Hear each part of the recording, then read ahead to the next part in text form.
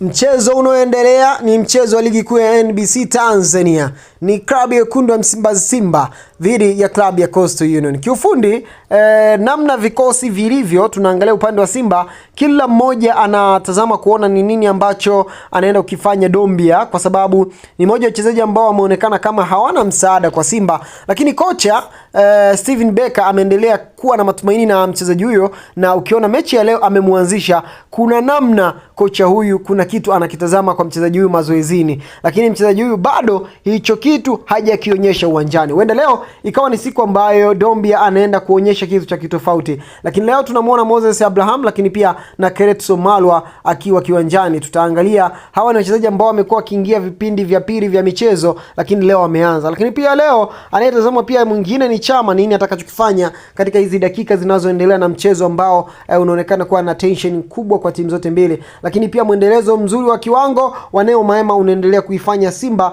kuwa imara zaidi katika eneo la kiungo, akicheza kama kiungo ambaye sio mzuri katika kukaba, lakini amekuwa akitoa mchango mkubwa wa uwiano wa matokeo. Lakini pia kwa Libasi ambaye amekuwa akitoa assist karibia kila mchezo. Leo kila mmoja anatazama kuona nini ambacho atakifanya. Je, ataondoka na assist au itakuwaje? Lakini pia chini ya nahodha Lushine Daliek ambaye amekuwa na umadadi kabisa katika kuzuia, lakini pia usisahau na ule ubora ukabaji wa Ismail Tule na kile kiwango ambacho alikionyesha katika mchezo uliopita, mchezo mgumu Simba dhidi ya Singida. Ni nani huyo? Basi niseme ni Nathaniel Chilambo. Kila mmoja anataka kuona, je, atakuwa ana consequence, yani atakuwa ana muendelezo ule, je atakuwa na ubora wa kuendelea? Basi kila mmoja anamtazama katika ubora siku ya leo. Lakini pia baada ya kadi nyekundu ya mchezo wa mwanzo kabisa Duchu, kila mmoja anaangalia kurejea kwake katika kikosi cha Simba, nini ataenda kukifanya. Lakini pia na ubora wa Kasali baada ya kukosekana katika michezo iliyopita.